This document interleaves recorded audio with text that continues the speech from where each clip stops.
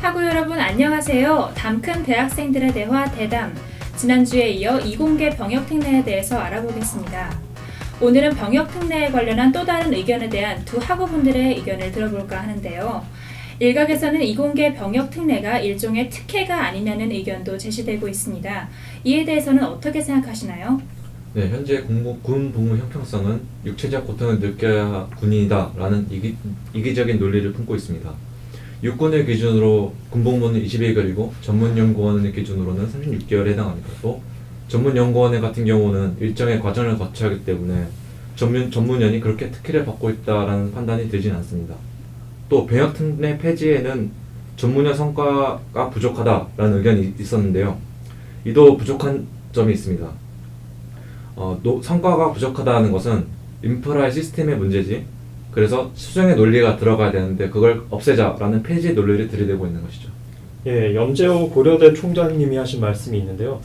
지금보다 더 국방이 우선시됐던 1970년대에 시작된 전문연구원 제도는 과학기술 발전의 원동력이다라며 소총을 들고 있어야만 나라를 지키는 것이 아니다라고 말씀했었습니다.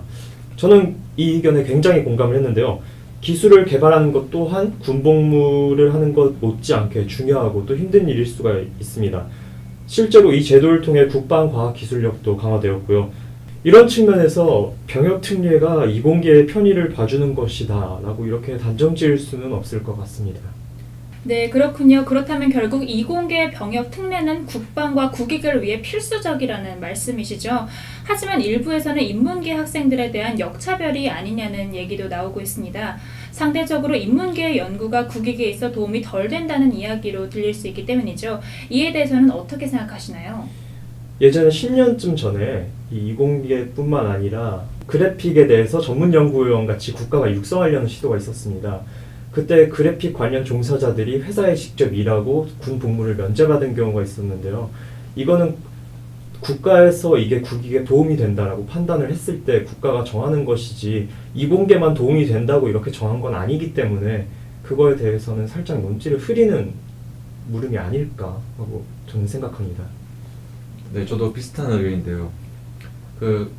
대체 복무 같은 경우는 방금 말씀하신 예술, 체육 특례라고 해서 또 그런 것, 예체능계 인재들을 육성하려는 그런 제도도 있고, 또 공익법무관이라는 또 군 검찰이나 그래서 쉽게 말하면 문과 쪽에 있는 사람들이 대체 복무할 수 있는 제도도 충분히 마련되어 있습니다. 그래서 저는 병역 특례가 인문계에 대한 역차별이라 생각하지는 않습니다.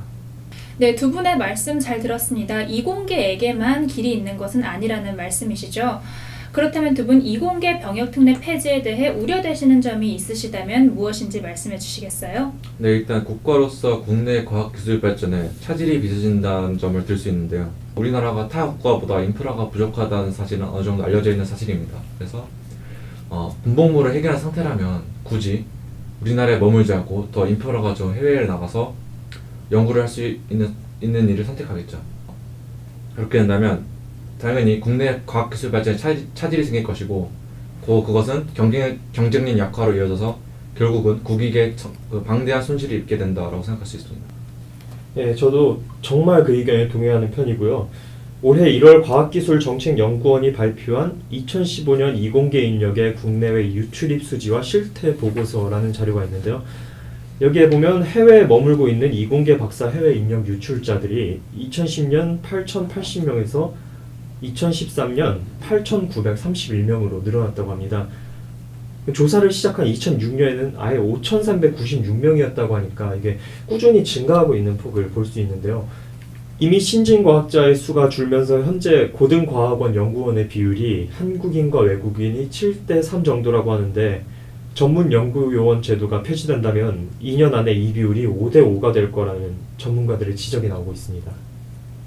네, 또 하나 말씀드리고 싶은 것은 국제 정세와 관련한 문제입니다. 미국의 대선 후보 트럼프는 주한미군 철수, 한미 FTA 폐지, 반난민, 반외국인 등을 요구하고 있고, 유럽 역시 독일 베를린의 반난민 성향의 정당이 들어서는가 하면 영국은 EU를 탈퇴하는 등 신고립주의의 바람이 불고 있습니다. 이러한 시점에서 우리나라에 필요한 것은 아무래도 자주 국방력이겠죠. 과학기술이 곧 국방력인 시대에서는 우리나라의 고유 기술을 확립해 나라를 지키는 것이 필수적이죠. 그러기 위해서는 이공계 병력특례제는 당연히 있어야 한다 생각합니다. 저도 마지막으로 말씀드리고 싶은 게 있는데요. 현재 구직난과는 맞지 않게 오히려 중소기업들은 인력난을 겪고 있습니다. 이것을 상당히 해소해주는 부분이 바로 전문 연구요원입니다. 기업이 얻을 수 있는 일반적인 인재 이상의 인재가 그 대책 업무를 위해서 기업에서 일을 하기 때문에 중소기업들의 국가적 경쟁력 증진에 되게 도움이 됩니다. 근데 이 제도를 폐지해버리면 중소기업들은 그런 인재들을 가져올 수가 없고 결국 인력난에 더더욱 허덕이게 될 것입니다. 그렇군요. 이렇게 우려되는 것이 많은 가운데 지금도 병역특례 폐지는 추진되고 있습니다. 그럼 마지막으로 이공계 병역특례 폐지에 대한 한 줄 논평을 해주신다면요? 네, 저는 동족방뇨와 자가당착이라는 사자성어를 들고 싶은데요. 동족방뇨는 언발에 오줌 누기란 뜻이고 자가당착은 자신의 꾀에 자신이 넘어감이라는 뜻입니다.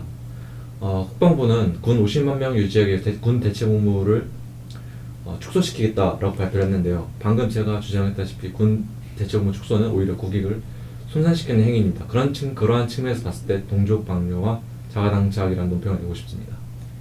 예, 현재 전문 연구 요원이 한 해에 3,000명 정도를 뽑고 있고요.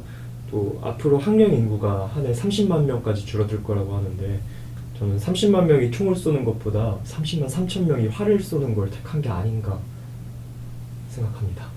네, 두 학우분의 의견 정말 잘 들었습니다. 그럼 이쯤에서 대담 마무리하도록 하겠습니다.